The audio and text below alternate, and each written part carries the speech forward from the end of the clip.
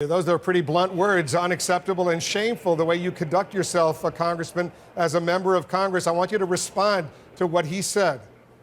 Well, I have to keep doing my job even if the Attorney General objects.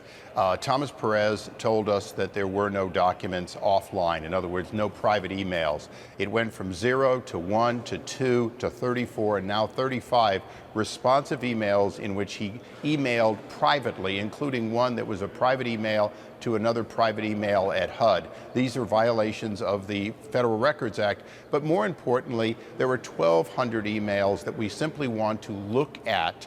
And this is my ranking member and myself. We don't want copies of them. We want to be able to review them to make sure we're satisfied that there are no additional documents.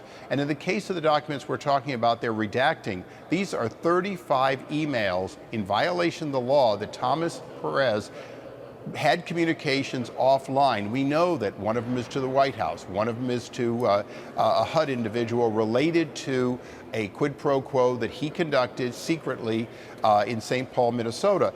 This investigation is into the wrongdoing, as we view it, at least not illegal, but wrongdoing by the proposed secretary.